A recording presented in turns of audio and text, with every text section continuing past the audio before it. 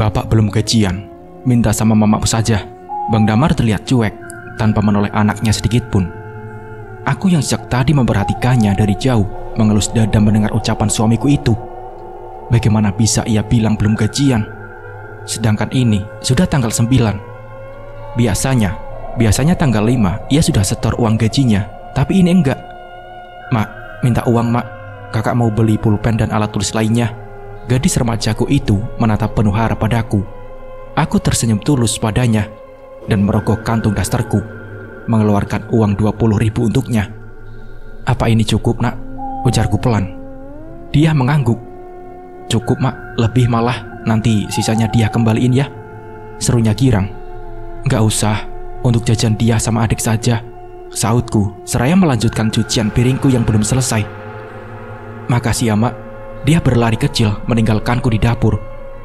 Setelah beres mencuci piring, aku menemui Bang Damar yang masih asik bermain dengan gawainya di ruang tengah. Bang, lirihku. Aku tak berani mengucapkan kata padanya. Beberapa bulan ini sikap Bang Damar jauh berbeda. Sikapnya yang lembut dan ramah dengan keluarga berubah menjadi pemarah dan emosian. Apa?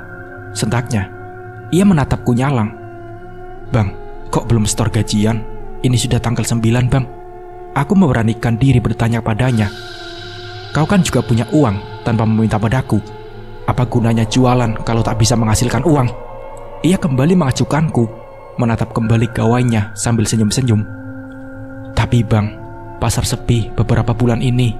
Uangku cuma cukup untuk makan hari-hari aja bang. Sedangkan kebutuhan rumah kita banyak belum dibayar. Aku menahan sesak dan sedih. Seperti seorang pengemis, Bang Damar memperlakukanku saat ini. Iya, nanti malam aku kasih gajiku. Sekarang kau pergilah. Malas lihat wajahmu yang kusam itu. Tak bisa merawat diri. Kali ini, ucapan Bang Damar sungguh amat menyakitkan.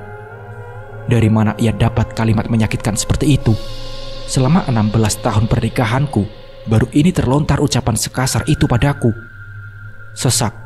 Air mataku tiba-tiba saja merembes di ujung mata tanpa bisa kutahan. Bang, kenapa sekasar ini ucapanmu sekarang? Ucapku. Kau pikir saja, mana ada lelaki yang betah dengan perempuan kucel sepertimu? Bau dapur, sungutnya. Kalau nggak mau bau dapur, cariin pembantu rumah tangga bang. Kasih duit lebih biar aku bisa ke salon dan beli skincare. Jawabku tak mau kalah. Bisa-bisanya ia menghinaku. Sedangkan uang yang diberi cuma cukup untuk bayar listrik dan makan saja. Makan di luar saja tak pernah. Istri bikin pusing, bentaknya. Bang Damar menatapku nyalang dan melenggang pergi entah kemana. Aku meremas baju daster merah usang yang kupakai. Ucapan Bang Damar selalu terngiang. Segera ku seka air mataku. Hari sudah menjelang maghrib dan masakan untuk makan malam belum tersedia. Harus cepat-cepat karena anak-anakku butuh makan. Lauk yang ada di kulkas hanya telur 5 butir dan sebiji sayur pari. Aku rasa cukup untuk kedua anakku dan Bang Damar jika didadar. Sayur pari dipedasin pakai cabai rawit, bawang merah dan bawang putih. Aku menuju dapur dan melupakan sejenak ucapan Bang Damar barusan. Sibuk meracik dan memasak. Setelah selesai, kuputuskan untuk segera mandi. Ingat kalimat Bang Damar, aku ini bau dapur. Semoga setelah ia pulang, ia tak mengucapkan kalimat itu lagi. Semua sudah siap menyantap hidangan di meja makan. Sudah jam 7 malam, tapi Bang Damar belum juga datang. Anak-anak sudah mengeluh lapar. Akhirnya, aku dan anak-anak makan duluan. Mak, masakan mama memang enak, meski cuma lauk telur dadar. Ucapan si bungsu. Makasih anak, maaf, mama cuma mampu beli telur untuk adik sama kakak. Aku menahan air mata agar tak tumpah. Haru menyelusup relung jiwaku. Iya mak, ini saja kami sudah bersyukur. Dia melempar senyum manisnya padaku. Aku susah payah menelan nasi dan kawan-kawannya, seolah mereka nyangkut di kerongkongan. Oh iya mak, tadi nggak sengaja lihat bapak di toko, beli jajanan banyak mak. Pas dia dekati, bapak malah melengos dan langsung pergi. Cerita dia. Apalagi ini? Apa Bang Damar beli jajan untuk anaknya? Apa ia tadi menyesal sudah mengucapkan hal kasar dan bersikap pelit pada anaknya? Gumamku. Suara derit pintu menandakan kepulangan Bang Damar. Anak-anak menunggu dengan hati deg-degan, begitu juga aku. Bapak sudah pulang?" sapa dia saat melihat kemunculan bapaknya dari ruang tamu. Bang Damar hanya melirik tanpa menjawab. Ia malah masuk ke dalam kamar. Panas menjalari tubuhku. Sesak seketika menyergap dadaku. Teganya Bang Damar menyakiti hati kedua putriku. "Bang," kata dia, "tadi dia lihat kamu beli jajan banyak. Buat siapa, Bang?" Selidiku. "Bukan urusanmu. Ini uang gajiku." Tak! Bang Damar melempar amplop putih di sampingku. Dengan tangan gemetar kurai amplop itu dan membukanya perlahan. Segera kuhitung beberapa lembar uang merah dan juga biru. Berulang kali kuhitung berharap salah. "Bang, kok segini? Separuhnya pun tak ada," ucapku kecewa. "Iya, itulah cuma jangan banyak tanya. Mau atau tidak?" bentaknya. Iya Bang, makasih ya Bang." Aku memilih berbaring memunggunginya. Aku amat yakin ada yang salah dengan Bang Damar. Tak mungkin ia bisa berubah seperti ini hanya dalam hitungan bulan. Apapun itu, aku tak mau banyak pikiran. Besok, aku harus bangun pagi dan berjualan di pasar tradisional. Aku memejamkan mata dan tak lama aku pun terlelap. Seorang wanita cantik dengan senyum memikat dan wajah yang glowing, dengan ramah melayani pembeli yang mengelilinginya. Aku hanya bisa memandang iri, sedangkan lapakku sepi pembeli. Aku menghela napas dalam, seolah mengerti akan kegelisahanku. Wanita cantik itu mendekat ke lapak jualanku, melempar senyum ramah padaku. "Siang Bu, saya Warsih, pedagang baru di sini." Wanita itu mengulurkan tangannya padaku. Wanita bersangkul dan sial merah yang melingkar di lehernya itu berbicara dengan lemah lembut. Saya Diana Bu," sahutku. "Bu, boleh saya bertanya?" Tanyaku lagi. Aku memberanikan diri bertanya padanya. "Iya Bu, tentu saja," jawabnya. Ia mengangguk sambil mengulas senyum. "Bu, apa rahasianya bisa ramai pelanggan seperti itu? Saya benar-benar iri Bu. Dagangan saya sudah sebulan ini sepi." Aku berusaha jujur. Entah kenapa tatapan mata ibu ini seperti menghipnotis, membuatku begitu gampang berbicara tanpa takut dan ragu. "Rahasianya ramah, punya wajah yang cantik dan glowing, serta senyuman memikat. Dan itu bisa kamu dapatkan hanya dengan satu botol minyak. Minyak turun-temurun dari nenek moyangku." Minyak Bu?" Aku terperangah saat wanita itu mengeluarkan sebotol minyak dari dalam kantong bajunya. "Ini hebatnya lagi, minyak ini bisa membuat suami yang galak, mendua, atau punya simpanan balik lagi bakal nempel seumur hidup," ucapnya. Ini minyak apa Bu?" tanyaku. "Ini minyak simbolik atau minyak kawiyang," bisiknya. Itu dosa Bu. Saya tidak mau," tolakku halus. Sekilas, wajah wanita cantik itu seketika memerah. Mungkin ia tersinggung dengan kata-kataku barusan. Namun, sejurus kemudian ia kembali tersenyum ramah dengan suara yang mendayu membuat suasana yang sempat menegang cair seketika. "Nanti, jika kamu berubah pikiran, kamu bisa datang ke rumahku di Jalan Melati nomor 10. Namaku Warsih Purnama Wingsih." Ia pun mengulas senyum manis dan berbalik, melangkah pelan menuju lapaknya. Aku hanya bisa menatap iri saat dagangannya kembali diserbu pembeli, dan hanya 1-2 orang yang mampir ke lapakku hingga siang menjelang. Aku melangkah malas menuju rumah. Aku pun iri melihat lapak si ibu ramai dengan pembeli yang membludak. Sangat jomplang dengan lapakku yang sepi bak kuburan. Namun sedikit pun tak terlintas dalam benakku untuk menggunakan cara si ibu yang menurutku musyrik dan menduakan Tuhan. Jarak antara rumahku dan pasar tidaklah terlalu jauh. Hari ini aku sengaja pulang lebih awal karena kupikir percuma menggelar lapak sampai pasar tutup, toh sepi juga. Di antara ramainya lalu lalang kendaraan, netraku menangkap sosok yang amat ku kenal sedang berboncengan dengan seorang wanita muda. Mereka amat mesra, dan tangan si wanita melingkar manja di pinggang sembari tertawa riang tanpa beban. Jantungku berdegup amat kencang, bulir bening tanpa sadar luruh di sudut mata. Benarkah ini? Apa ini bukan mimpi? Sosok yang tak lain adalah Bang Damar, suami yang amat aku cintai. Lelaki yang telah menemani hidupku selama 16 tahun ini kini sedang bersama wanita lain, wanita yang tak pernah ku kenal dan tak tahu dari mana asalnya. Dadaku kembang-kempis menahan sesak yang tiba-tiba datang menjalari tubuhku. Lemas dan lunglai tak tertahan, hingga rasanya tubuhku ini limbung bagi tiada tenaga. Aku memilih untuk duduk di bawah atap toko di samping jalan. Terisak, banyak mata memandang, tapi kuhiraukan. Tak peduli dengan apa yang ada di pikiran mereka.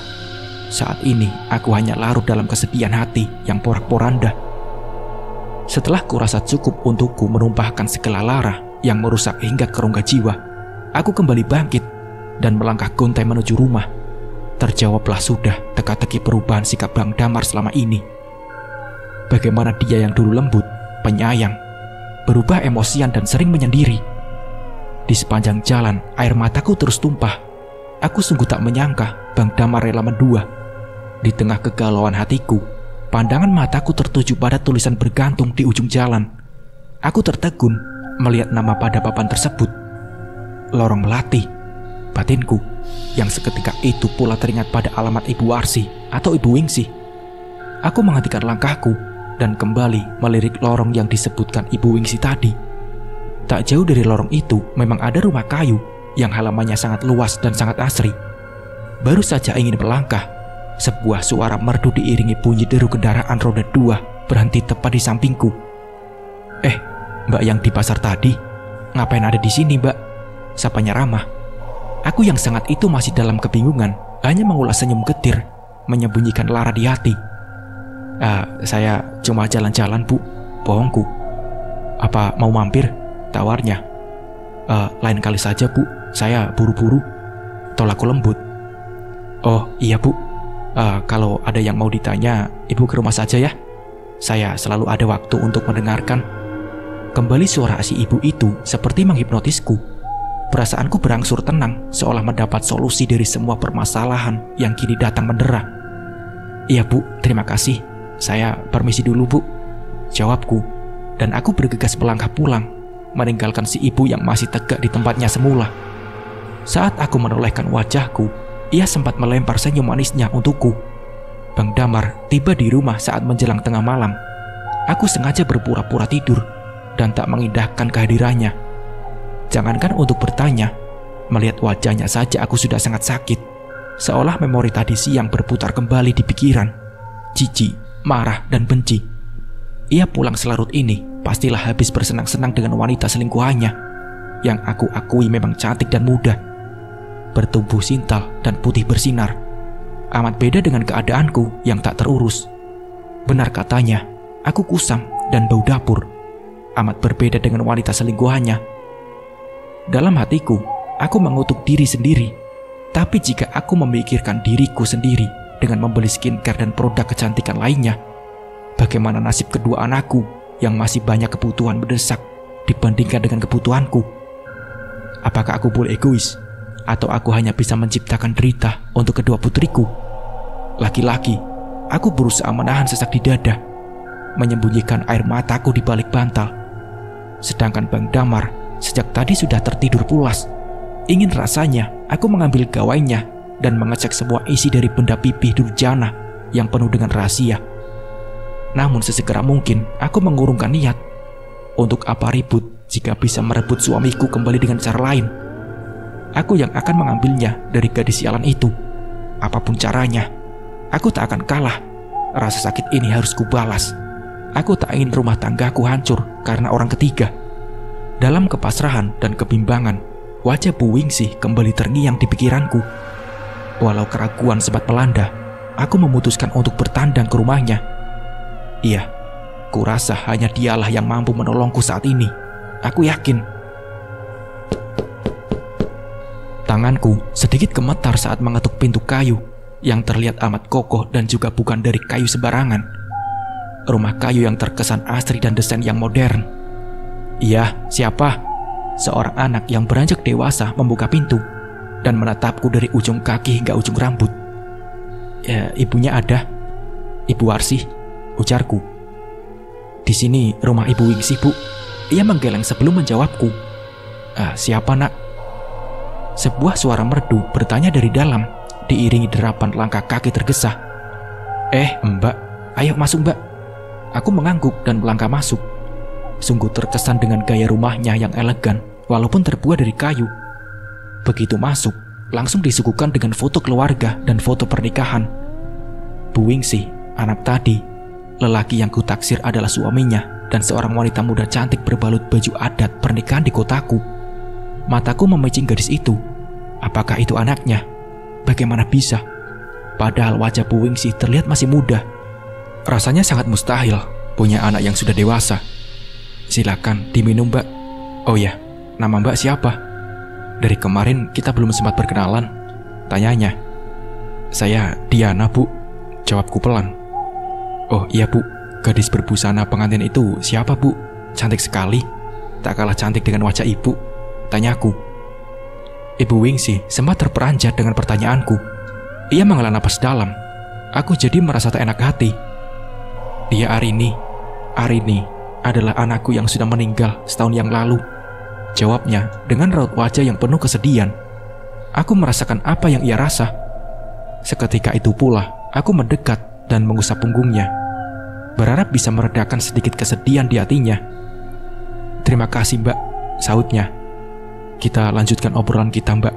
Ada perlu apa Mbak Diana datang kemari? Wajah wanita itu mendadak sumringah, sungguh aneh. Padahal tadi ia sempat menitikkan air mata.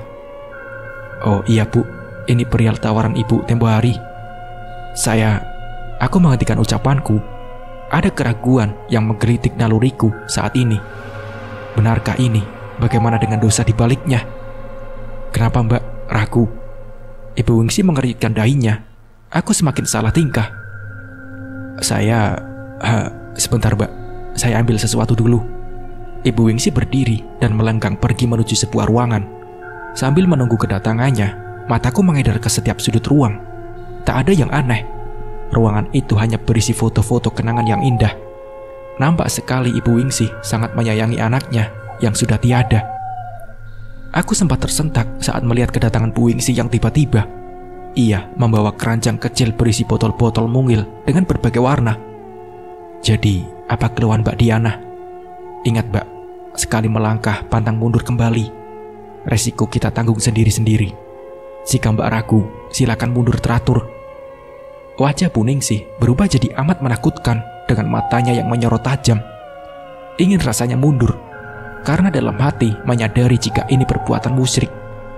Namun, bayangan ketika Bang Damar mencaci maki dan merendahkan diriku kala itu, juga kelakuannya yang ternyata selingkuh. Seketika itu pula, rasa raguku pudar dan dengan sadar menerima syarat dari Bu Wingsi. Baiklah, akan aku jelaskan macam-macam minyak kawi yang ini. Ini warna hitam, khasiatnya untuk membantu tubuhmu kebal dari segala senjata tajam. Ini cocok untuk orang sakti. Warna merah, untuk mengirimkan santet dan guna-guna. Siapapun yang Mbak Diana benci, bisa tewas dalam beberapa hari saja. Aku pun manggut-manggut mendengar penuturan Ibu Wingsi ini. Pikiranku sudah buta dengan amarah. Sakit hati yang terdalam pada suami dan juga wanita simpanannya itu. Kalau ingin cepat kaya, pakai ini, minyak kawi yang warna putih. Oleskan sedikit saja di lembar uang. Niscaya uangnya akan kembali lagi. Saran saya belikan emas. Uangnya balik, emasnya dapat. Mataku berbinar mendengar ucapannya. Benar-benar menggiurkan. Ada lagi minyak berwarna kuning. Ini untuk ilmu pelet, tapi ini khusus buat laki-laki, paparnya. Dan untuk wanita, Bu? Tanyaku penasaran. Ini yang banyak digunakan oleh orang-orang. Minyak kawi yang hijau. Khasiatnya luar biasa. Bisa membuat suami tambah cinta. Karena kita yang semakin muda, cantik, berkulit putih dan mulus. Siapapun lelaki pasti akan jatuh cinta kepadamu. Seperti aku saat ini. Aku pakai minyak kawi yang warna hijau ini. Terus sebenarnya minyak kawi yang ini minyak apa, Bu? Tanyaku dengan rasa penasaran yang membuncah.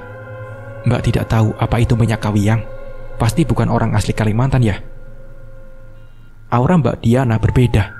Bu Wingsi menatapku dari ujung kaki hingga ujung rambut. Tidak usah, Bu.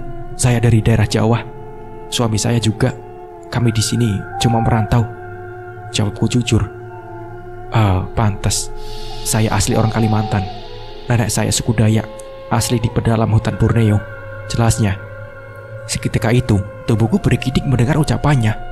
Berdasarkan cerita-cerita tetangga, suku asli Kalimantan memang punya banyak macam minyak yang penuh dengan khasiat. Tapi di balik khasiat yang wah, terdapat misteri besar yang melingkupinya. Hingga orang-orang yang menggunakannya sudah meninggal, walaupun sudah tua, berbau busuk seperti bangkai seperti mayat hidup. Ia tak juga mati sebelum ada yang mewarisi ilmunya. Apa ini juga yang akan terjadi padaku? Gumamku. Kau tak usah ragu, semua ada resikonya. Kalau soal mati, sebagian keluargaku juga mati. Buktinya anakku Arini mati muda. Belum setahun menikah, ia sudah harus meregang nyawa. Sinar di wajah Bu Wingsi semakin meredup. Ia kembali murung. Benar kata Bu Wingsi, siapapun yang bernyawa pasti akan mati, apapun caranya. Toh hidupku juga saat ini seperti orang mati, hampa karena pengkhianatan suamiku Bang Damar. Di lain hari, Bang Damar berucap kepadaku, "Iya, nanti malam ku kasih gajiku. Sekarang kau pergilah, malas lihat wajahmu yang kusam itu. Tak bisa merawat diri," ucap Bang Damar kasar kepadaku. "Bang, kenapa sekasar ini ucapanmu sekarang?" ucapku kepada Bang Damar. "Kau pikir saja, mana ada lelaki yang betah dengan perempuan kucel sepertimu, bau dapur," bentaknya. Tiba-tiba, ucapan Bang Damar kala itu kembali terngiang di pikiranku. Betapa kejam merobek harga diri dan jiwaku. Rupanya kala itu, ia sudah berselingkuh di belakangku. Patutlah sikapnya amat berubah dan terkesan tak mengindahkan kehadiran diriku. Aku meremas tunik coklat yang kukenakan. Menahan air mata yang berontak ingin tumpah. Rasa yang amat menyakitkan hingga raga seolah tanpa nyawa. "Mbak, kenapa diam? Jika ingin mundur, masih ada waktu." Suara Bu Wingsi menyadarkanku. Aku segera menatap wajahnya dan mengangguk tanpa ragu. Iya Bu, saya terima apapun resikonya. Saya ingin suami saya tunduk dan kembali ke pelukan saya juga menjadi kaya. Apa yang harus saya berikan sebagai mahar?" tanyaku. "Tak perlu mahar, tapi aku punya syarat yang mungkin akan membuat dirimu mual dan mundur sebelum melakukannya. Tapi jika kau ingat tujuan awal dan apa yang akan kau dapat, aku yakin syarat itu tak seberapa," ucap Bu Wingsi kepadaku. "Apapun Bu, apapun.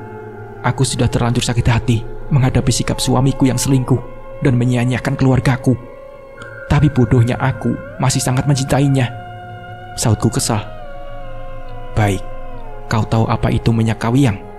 Lagi-lagi aku menggeleng mendengar namanya saja baru kali ini. Minyak kawiyang adalah nama lain dari minyak kuyang. Apa? Minyak kuyang? Tubuhku seketika bergetar hebat. Apa maksud ibu?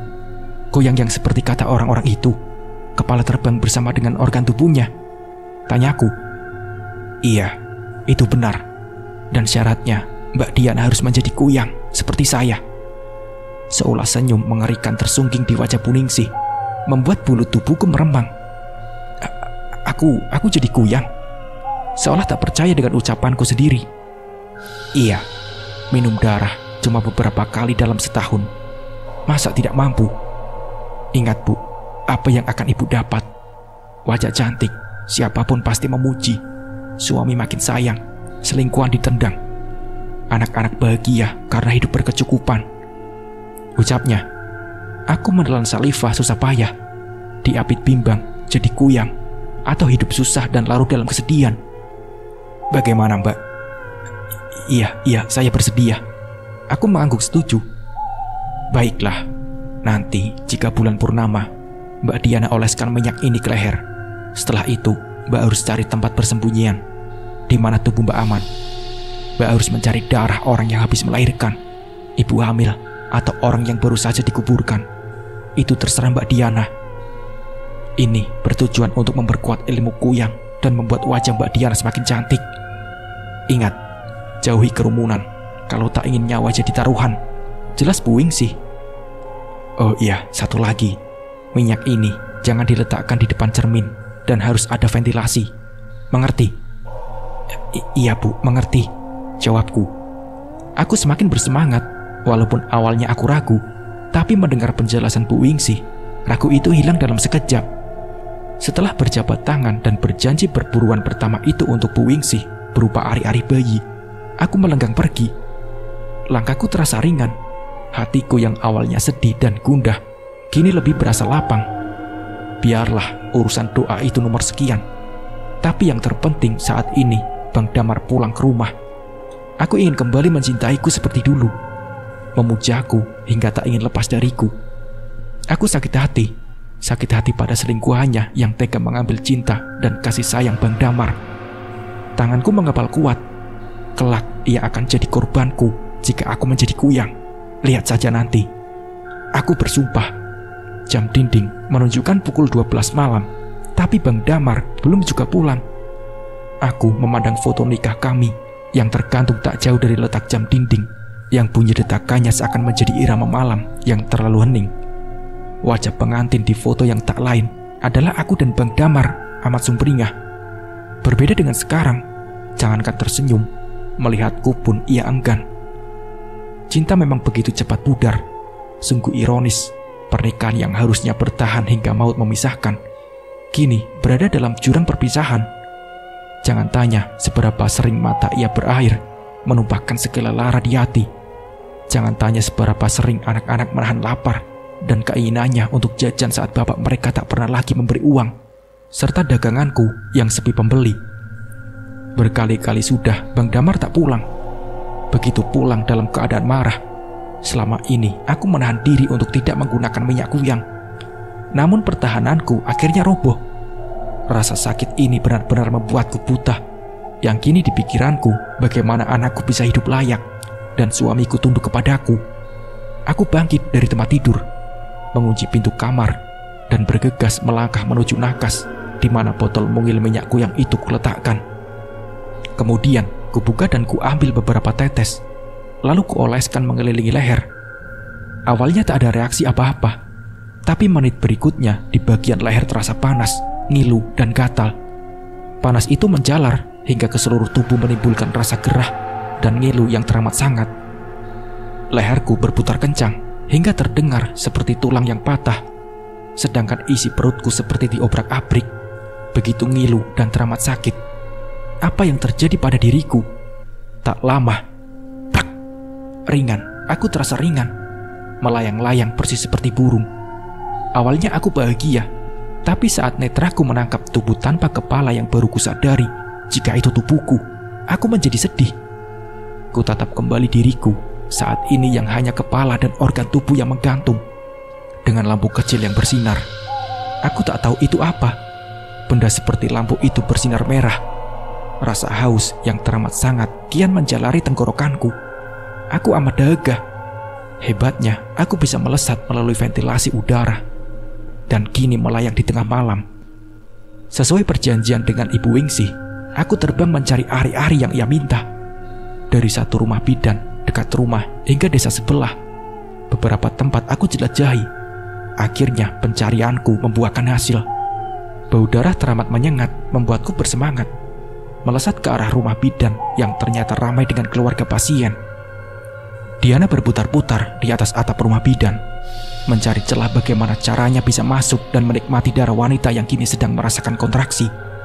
Saat keluarga pasien sedang menunggu di teras sembari menikmati udara segar di luar, wanita yang sedang bertaruh nyawa itu dibiarkan sendirian.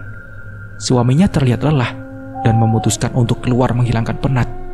Inilah waktu yang tepat bagi Diana untuk mulai beraksi. Ia sengaja masuk melalui ventilasi dan dengan kekuatan iblisnya, ia menutup pintu saat Bu Bidan keluar mengambil beberapa obat-obatan. Abang, teriaknya saat ia menyadari kepala yang menyeringai padanya itu bukan Bu Bidan. Diana yang sudah berubah menjadi kuyang melayang-layang di langit-langit kamar dengan organ tubuh bergantungan. Abang. Di antara sakitnya kontraksi, wanita malang itu masih sempat memanggil suaminya. Peluh mengucur deras berikut darah yang perlahan mulai mengalir di selapahannya. Darah yang membuat Diana seperti gila. Ia mendekati daerah kewanitaan si ibu hamil itu dan dengan rakus menyantap darah hingga si ibu lemas dan pingsan. Tak lupa, ia mengambil ari-ari bayi dan meninggalkan bayi malang itu yang mati karena kehabisan darah begitu saja di atas kasur. Diana lalu terbang melesat pergi secepat kilat setelah tugasnya selesai. Tapi ada lagi dahaga yang mendera. Sedangkan di luar, Bu Bidan seperti mendengar lirih teriakan dari kamar pasiennya. Jarak antara ruang penyimpanan obat tak jauh. Ia langsung berlari ke kamar si ibu hamil. Namun pintunya tertutup dan amat sulit dibuka. Sedangkan dari dalam si ibu hamil masih merintih. Gegas Bu Bidan berlari menuju teras dan memanggil suami yang baru saja menghisap rokoknya. Seluruh keluarga panik dan berlari menuju kamar si ibu hamil. "Ratih, Ratih," panggil suaminya dari luar. Tapi sayang, tak ada jawaban sepatah kata pun dari dalam. Prak! Mereka bergantian mendobrak pintu. "Ratih, Ratih, ya Allah Ratih." Suami wanita malang itu yang ternyata bernama Ratih gelongsor di lantai mendapati istrinya yang terbaring tak sadarkan diri beserta bayi mereka yang membiru dan tak bergerak. Bu Bidan dengan cekatan memeriksa nadi si ibu yang saat ini masih bersimbah darah. "Pak, Ibu Ratih masih hidup, tapi kondisinya teramat lemah. Harus kita bawa segera ke rumah sakit karena alat di sini tidak memadai, Pak," jelasnya. Si suami segera mengangguk setuju. Ia tak ingin kehilangan untuk kedua kalinya. Dan dengan susah payah ia berdiri dan menata hati. Mereka bergegas membawa si ibu dengan mobil pribadi. Semua berharap agar si ibu selamat. Cukuplah anaknya saja yang pergi, ibunya jangan. Saat mereka sibuk mengangkat si ibu masuk ke dalam mobil, si suami tak sengaja melihat bayangan terbang menjauh dan berada di ketinggian. Bayangan itu seperti burung besar, hinggap dari satu pohon ke pohon lain. Bulu kuduk si suami meremang. Merasa heran karena di tengah malam begini ada burung besar berkeliaran. Ia memalingkan wajah dan kembali mengurus istrinya yang belum juga sadar. Mobil pun menderu kencang menembus malam, memburu waktu untuk menyelamatkan nyawa si ibu malang ini yang kini sedang berjuang untuk suatu nafas kehidupan dan asa bersama suami tercinta. Diana menatap puas di depan cermin yang ia letakkan di ruang keluarga. Wajah cantik dan glowing dengan bibir merah merona. Rambut panjang sebahu dengan tubuh sintal dan kulit putih mulus. Jauh berbeda dengan 2 hari yang lalu. Buluk dan bau dapur. Ari-ari bayi yang diminta Bu Wingsi sudah dibungkus di dalam kendi seperti yang diperintahkan beberapa hari yang lalu. Senyum merekah di pipi putih kemerahan milik Diana. Ia bolak-balik berlenggok di depan cermin memuji kecantikan tubuh dan wajahnya tanpa henti. "Mak, Mak," panggil anak sulungnya yang disambut dengan suara merdu si emak. Wanita yang umurnya sudah masuk kepala 4 itu berjalan ke arah anaknya dengan sumringah. "Iya nak, ada apa?" Sewaktu Diana mendekati anaknya, si anak hanya terbengong melihat perubahan emaknya yang amat signifikan. Ia bagai melihat wanita muda yang sama sekali tak mirip emaknya. Dia, nama si anak yang sudah beranjak remaja itu, mundur beberapa langkah, seolah ia tidak percaya jika itu adalah emaknya. Ibu siapa?" cecarnya. "Nak, ini mama, nak, ini mama." Diana berusaha meyakinkan anaknya, tapi si anak masih sulit percaya. "Gak mungkin mamaku secantik ini. Emang mama pakai apa biar bisa jadi seperti ini?" tanyanya curiga.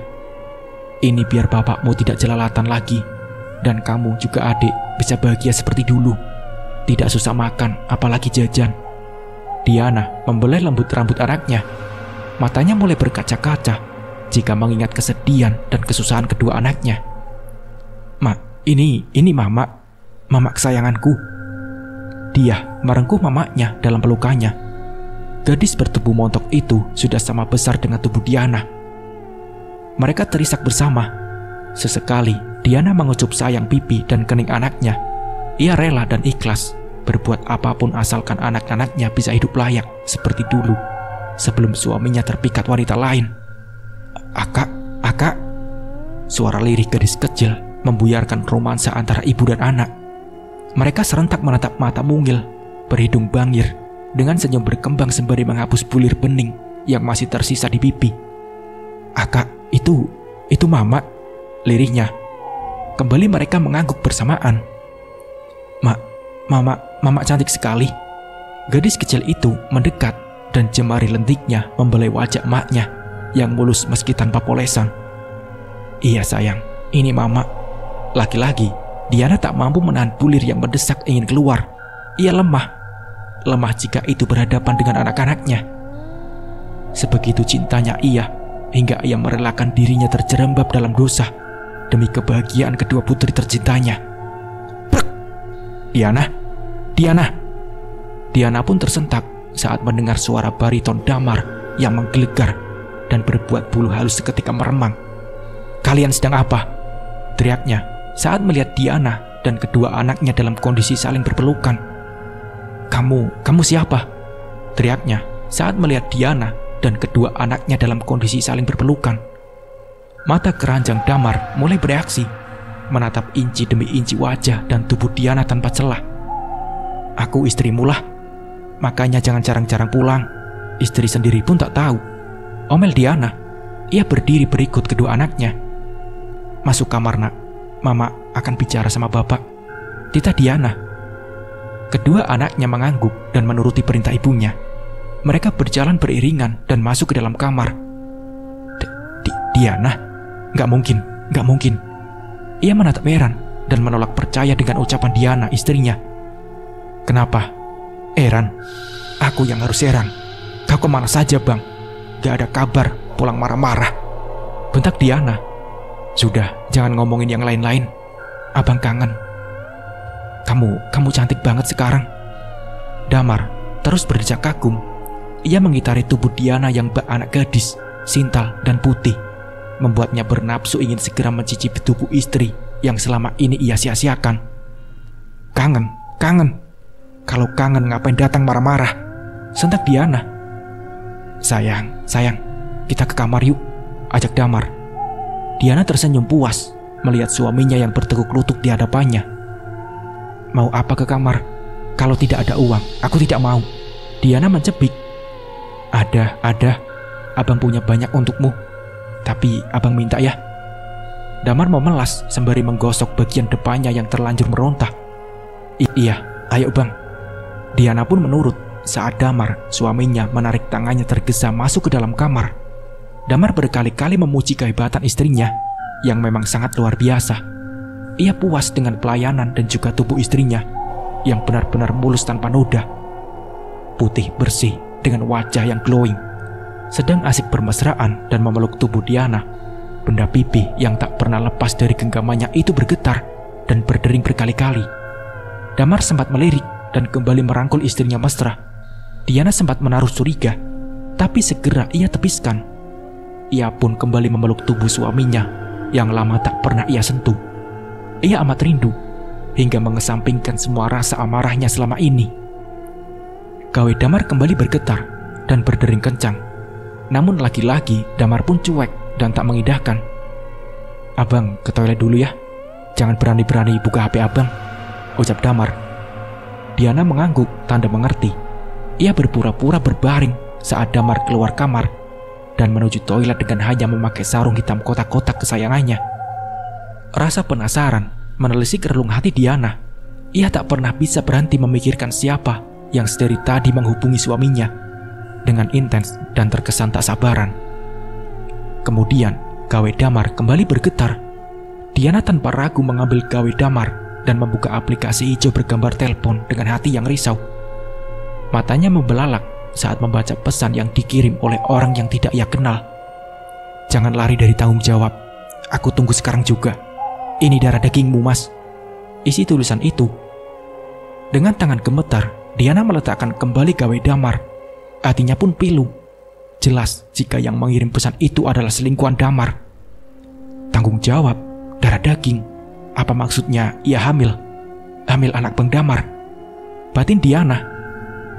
Suara kaki Damar mengantak lantai membuat bunyi yang cukup untuk menandakan kehadirannya. Diana kembali berbaring dan berpura-pura tidur. Ia tak ingin Damar marah dan mengakibatkan mereka kembali larut dalam pertengkaran. Damar kembali membuka pintu pelan dan sedikit berjinjit masuk ke dalam kamar. Ia tak lantas berbaring, tapi meraih gawai yang sejak tadi terus bergetar. Ia kemudian membuka gawainya. Pagi itu, seorang gadis berpawakan oriental bermata sedikit tipis dan berhidung mancung dengan kulit putih, bersih, keluar dari dalam kamar mandi dengan tergesa. Tangannya gemetar menggenggam sebuah alat dengan 2 garis merah terang terukir di sana. Tatapannya pun nanar dan matanya berkaca-kaca. Berulang kali ia mencoba menghubungi kekasih gelapnya, tapi sayang, si lelaki bajingan yang ia cintai tak juga mengangkat teleponnya. Ia gusar antara takut, sedih, dan kecewa. Sebenarnya sedikit pun ia tak ingin menghubungi lelaki itu yang beberapa bulan ini selalu intens mengunjungi dan mencurahkan cinta kasih untuknya. Ia tahu jika si lelaki sudah punya istri. Iya, dialah Damar, suami sah dari Diana, wanita beranak 2 yang sudah mulai menuju dewasa. Lelaki berusia 40 tahunan itu yang masih nampak sangat gagah, beranak berumur 25-an saking awet mudanya. Tubuhnya pun proporsional, dengan wangi yang memikat, matang dan sangat elegan, walau bekerja di perusahaan yang biasa, alias bukan orang yang kaya raya. Namun ucapannya manis dan pujian yang terlontar dari bibirnya mampu membuat Saraswati, nama si gadis yang terpikat dan terjerat cinta terlarang bersamanya, hingga mudah saja baginya menyerahkan mahkota kewanitaannya tanpa paksaan. Saraswati, janda muda tanpa anak yang bekerja di sebuah tempat karaoke. Perkenalannya dengan Damar bermula saat lelaki itu datang mengunjungi tempat karaoke bersama teman-teman kantornya. Para Saras yang cantik dan senyum yang menggoda mampu membuat jiwa kelelakiannya Damar bangkit, dan sejak saat itu mereka intens bertemu dan menjalin hubungan. Awalnya Saras menolak saat tahu Damar sudah punya keluarga kecil yang katanya tidak bahagia. Namun berkat pandainya Damar bersilat lidah, memainkan kata, akhirnya Saras luluh juga. Damar selalu bilang jika istrinya kasar, pemarah, tukang morotin, dan suka main tangan. Ia frustasi dengan kehidupannya dan berulang kali ingin bunuh diri. Tapi begitu bertemu dengan Saras, ia jadi punya semangat hidup baru dan berjanji akan segera menceraikan istrinya. Saras yang saat itu sudah dibutakan cinta, merasa iba dan mau dijadikan simpanan sementara. Dengan rela menyerahkan tubuhnya, ia yang selama ini tak pernah mendapat nafkah dari mantan suaminya, merasa amat berharga karena Damar selalu memberi uang dan juga perhatian kapanpun dan dimanapun. Ia tak pernah sungkan memperlakukan Saras dengan manis walaupun berada di keramaian. Tak ada rasa takut dan tak pernah ada rasa was-was. Bukti bahwa Damar memang sangat mencintai dan menginginkannya. Namun anehnya, semenjak pulang ke rumah siang tadi, Damar sudah dihubungi. Janda umur 25 itu bertambah gusar saat ia mencelupkan alat tes kehamilan yang ia tampung dalam gelas plastik. 2 garis merah jelas tergambar di sana. Tubuhnya seketika gemetar. Peluh mengucur deras dari keningnya. Apa yang harus ia sampaikan pada keluarganya di kampung? Hamil tanpa adanya seorang suami. Ini akan jadi tamparan keras untuk kedua orang tuanya. Saras melayangkan tinjunya pada pintu kamar mandi. Ia kesal dan kalut menyadari kebodohannya. Kini ia menyadari kesalahannya. Lelaki itu penuh dengan dusta. Benda pipi di genggamannya bergetar, seraya menyeka air matanya yang sejak tadi membasahi pipinya. Saras mengangkat telepon dari seseorang yang sejak tadi ditunggunya. Iya, halo. Kenapa kamu kirim pesan begitu? Suara dari lelaki di ujung sana terdengar menekan dan kesal. Sangat berbeda dengan sikap yang biasanya, manis dan penuh cinta. Bang, aku positif hamil, Bang. Kapan kau akan menceraikan Diana? Aku tidak mau berbagi dengannya, tuntut Saras, janda cantik yang saat itu tengah mengandung anak Damar. Apa kau sudah gila? Tak mungkin secepat itu, gugurkan saja, jawab Damar. Pikirannya kalut. Bagaimana bisa ia berbagi, sedangkan gajinya saja masih kurang untuk 1 orang istri. Ini 2, dan bagaimana caranya untuk menceraikan Diana? Tak mungkin ia menceraikan istri yang selama ini menemaninya dalam suka maupun duka. Apalagi saat ini Diana sudah berubah, tambah cantik, glowing, dan langsing. Ia menyesali perbuatannya yang sempat berpaling dan menyukai wanita lain. Di dalam hatinya, ia hanya menganggapnya permainan saja. Namun tak menyangka Saras akan mengandung anaknya. Bang, ini anak kau juga. Jangan lepas dari tanggung jawab. Apa kau mau saat ini juga aku yang datang ke rumahmu dan menemui istri gendutmu itu? Tak usah. Aku yang akan menemuimu. telepon pun ditutup. Saras menghela napas dalam dan tubuhnya luruh di lantai, terisak. Ia sebenarnya bukan wanita jahat, tapi wanita yang terperdaya dengan ucapan manis dan gombal. Di dalam lubuk hatinya terselip rasa bimbang. Apakah ia harus tetap mempertahankan bayi dalam kandungannya atau ingin menggugurkannya? Sedangkan bayi itulah yang ia tunggu selama hidup bersama mantan suaminya dulu. Ia sempat divonis mandul dengan keluarga mantan suaminya karena 3 tahun menikah belum juga dikaruniai anak. Karena tak tahan diterpa badai prahara, ia akhirnya menyerah dan memilih bercerai. Terpaksa bekerja di tempat karaoke, menemani tamu, tapi tak pernah melakukan hubungan lebih.